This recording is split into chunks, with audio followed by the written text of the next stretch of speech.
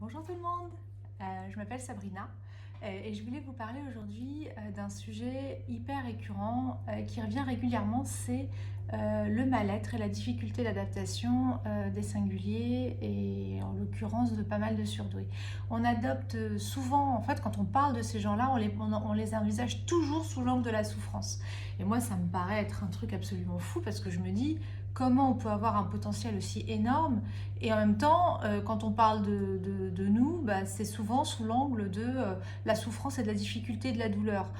Ce potentiel, est-ce que c'est quelque chose de lourd qu'on se traîne et qui sert à rien, au contraire qui sert à nous rendre malheureux? Moi, c'est une vraie question que je me pose. Et en fait, en côtoyant, j'accompagne beaucoup, je suis moi-même singulière, en tout cas dans la catégorie du mot que je n'aime pas, qui est le mot surdoué. Et que, comme je dis souvent, s'il y a un surdoué, c'est qu'il y a des sous quelque chose. Donc ce mot en lui-même est très lourd à porter, est très pesant.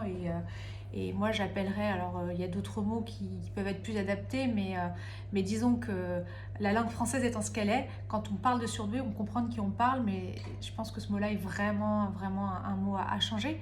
Et donc, l'étant moi-même, j'ai été aussi confrontée à ça et je me dis dans les gens que j'accompagne au quotidien, quelle est cette difficulté, en tout cas, quel est ce lourd fardeau qu'on se traîne et qui nous rendrait, d'après tout ce que je peux lire, malheureux. Alors c'est pas un mythe, hein, le problème d'adaptation, c'est évidemment un sujet auquel on a tous été confrontés, puisque la singularité fait que nous sommes différents. Et comme on est différents, et ben, du coup pour s'adapter dans ce monde-là, et ben, c'est compliqué. C'est normal, on est minoritaire, on représente un groupe infime de la population. Et donc on a du coup toujours un peu les yeux écarquillés sur pas mal de choses parce qu'on n'a pas le même mode de fonctionnement et le même angle de vue que la majorité des gens dû à certaines particularités dans notre mode de fonctionnement. Et quand on dit ça, on dit quoi? On dit on est différent, donc on a du mal à s'adapter et le monde dans lequel on vit, du coup il est un peu, comment dire, bizarre ou on se pose des questions. Et c'est cette distance moi que je trouve hyper intéressante en fait et qui se transforme parfois en souffrance, c'est qu'en fait, je suis différent, je regarde le monde sous un certain angle, et au final, ce que je vois, je trouve ça bizarre, et puis je m'interroge, et quand je m'interroge souvent, je m'interroge auprès je pose mes questions à des gens qui ne sont pas des singuliers comme moi, quand j'ai pas cette chance, et du coup, les gens disent non, je vois pas. Moi, ce que me disent la plupart des gens, et ça c'est assez intéressant, c'est mais je comprends pas. Mais les gens, ils voient pas le truc. Moi, je le vois, mais personne le voit. Mais ça me révolte. Et c'est cette capacité à voir ce que les autres ne voient pas, à percevoir ce que d'autres ne perçoivent pas. C'est cette vision-là des choses que d'autres voilà, ne voient pas qui est compliquée parce qu'on a l'impression d'être incompris. En même temps, on est minoritaire. Et donc, ce que je trouve intéressant, moi, sur ce sujet-là, c'est un petit peu comme si on montait sur une grue, donc on se retrouve au-dessus d'un parc, et puis il y a des enfants qui jouent dans le parc, et puis nous, on est sur la grue, et puis on a la vision sur tout l'horizon. C'est ça, les singuliers. Singulier, c'est la capacité à voir l'horizon, à dire, tiens, là-bas, il y a un chemin, Béatrice, il y a un chemin. Donc, en partant de là, cet itinéraire-là, ça serait peut-être le meilleur pour aller atteindre telle chose, et puis tiens, on savait pas, mais en fait, à cet endroit-là, ça serait intéressant d'aller voir, parce qu'il y a l'air d'avoir un bâtiment intéressant. Et puis, on regarde en dessous, et puis bon, évidemment, on voit l'aire de jeu, on voit les gens qui jouent, et on les voit de haut. Et quand on redescend et qu'on retourne dans l'aire de jeu, on dit aux gens, vous avez vu et tout, là-haut, y a plein de choses à l'extérieur, etc. Et puis les gens de l'aire de jeu regardent en disant, en fait, non, de quoi tu parles? Non, en fait, moi, je vois quoi? Je vois un arbuste, je vois un petit arbre là, mais de quoi tu parles? C'est quoi ce truc? Et je suis désolée, c'est peut-être nul comme comparaison, mais moi ça me fait penser à ça me fait penser à cette capacité à avoir une vision décilotée et des choses. Et puis quand on se retrouve dans le monde, on va dire, avec des personnes qui sont différentes de nous, qui sont sur l'aire de jeu, qui elles n'ont pas cette vision, elles vous disent non, moi je vois rien, mais qu'est-ce que tu racontes? Mais c'est n'importe quoi. Mais ça veut pas dire que ce que vous avez vu vous est faux. C'est là où je veux en venir en fait. C'est que le fait que le monde ne perçoive pas vos propos, vos réalités comme étant claires, oui en fait, de quoi tu parles, etc. Ça ne veut pas dire que ce que vous avez vu est faux.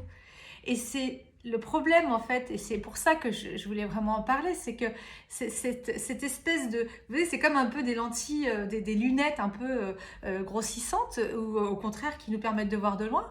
Bah, du coup, les gens comprennent pas forcément, et nous, au lieu de dire, bah oui, c'est normal, moi j'ai cette vision, moi j'ai cette particularité à voir les choses comme ça, donc c'est normal que la personne qui est dans l'aire de jeu ne l'ait pas vu. Et puis au contraire, moi, mon rôle, c'est d'aller chercher la personne dans l'aire de jeu et de lui dire, bah tiens, viens, monte avec moi dans la grue, tu vas voir, ça va être génial et je vais t'expliquer comment on peut faire. Et nous, généralement, au lieu de ça, c'est, bah, je comprends pas, alors ce que j'ai vu dans la grue, bah, en fait, c'était pas vrai. En fait, et ça laisse s'immiscer le doute. Et la révolte et souvent la colère. Moi, j'ai des personnes avec lesquelles que j'accompagne et qui me disent, mais moi, ça m'énerve. Les gens, ils sont là, ils comprennent pas, ils voient pas, ils sont dans leur mur, ils veulent pas regarder.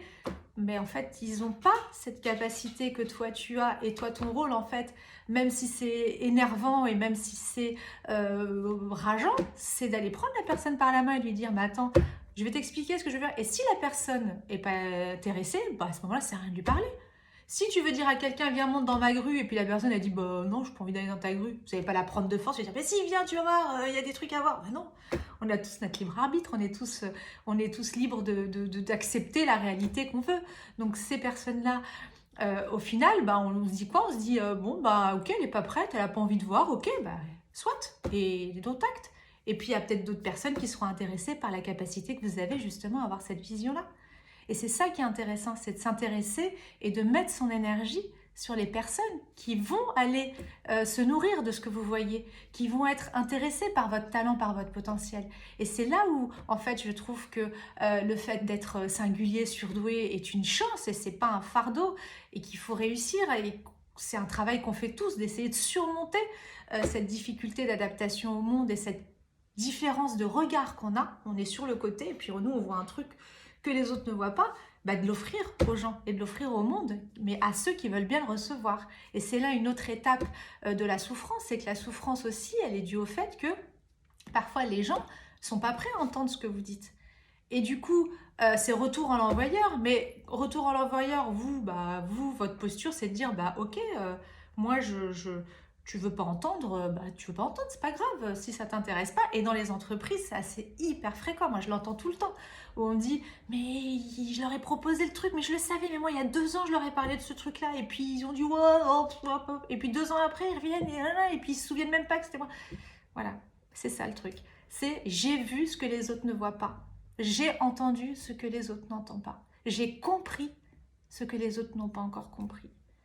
Et ça, est-ce que c'est un défaut? Est-ce que c'est un problème? Ben, on peut dire heureux les ignorants, c'est un peu compliqué de percevoir cette réalité-là de gérer cette capacité-là. Et en fait, en se posant 2 secondes, on se dit, mais en fait, c'est génial. C'est génial d'avoir cette capacité-là. C'est difficile à intégrer dans un monde qui ne veut pas l'entendre. Mais la bonne nouvelle, c'est que le monde dans lequel on est en train de vivre aujourd'hui, il est prêt à recevoir ça. Et c'est aussi pour ça j'ai créé une structure qui s'appelle Singularity et que je parle des singuliers parce que je suis convaincue qu'aujourd'hui, il faut des gens qui arrivent à avoir cette vision singulière des choses et qui arrivent à comprendre ce que les autres ne comprennent pas pour leur apporter des choses, du savoir, de la vision, de la clairvoyance et tout ce qui peut être partagé par ce biais-là.